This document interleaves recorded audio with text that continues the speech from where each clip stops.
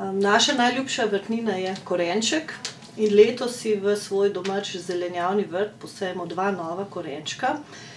In to je vijoličen korenček Cosmic Purple in briljantno rdeč korenček Atomic Red. Cosmic Purple je zaradi svoje hudo vijolične barve zelo zanimiv korenček. Po Evropi se ga da že kupiti v različnih supermarketih, korene seveda, ne seme. Sama kožica korenčka je taka svetlo vijolična, medtem ko je meso intenzivno oranžno-rumene barve in daje to temu korenu poseben okus. Korenček lahko uživamo surov ali kuhan. Druga novost med korenčki je briljantno koralno rdeč korenček Atomic Red. Je unikatnega videza, izredno hrustljav in z njim si obarvamo naše jedi. Korenček naj obvezno raste v mešanem posevku s čebulo. Čebulo si vzgojimo lahko ali iz semena ali iz čebulčka. Korenček odlično uspeva tudi s solato. Letos vam predlagam, da preizkusite solato Catalonia, ki je nova in poleti ne gre v cvet, tako da imamo lahko svežo solato celo poletje. Dobro raste tudi v družbi zelja, paradižnika, pora, redkvice in graha. Gredice korenčka obvezno zastiramo, s tem ohranjamo hladne korene, ohranjamo talno vlago in preprečujemo rast plevelom. In najboljša zastirka so špinačni listi oziroma cele rastline špinače, zato si špinačo posejemo povprek po celem vrtu. Poleg teh novih korenčkov si seveda obvezno posejemo tudi klasične korenčke, to sta oranžni flakar in antes.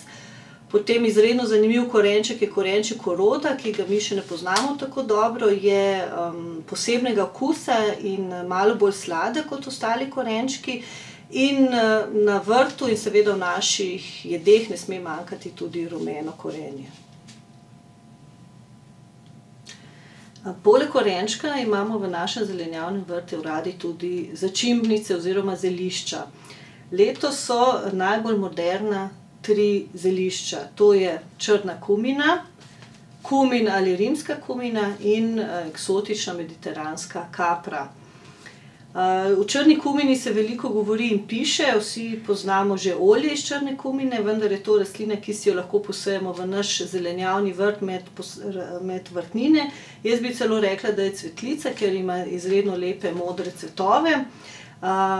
Je enoletnica, vzgajamo pa jo zaradi črnega semena, seme je zdravilno, uporablja se v različnih kuhinjah, uporabljajo ga v celem svetu in iz tega semena delajo tudi olja.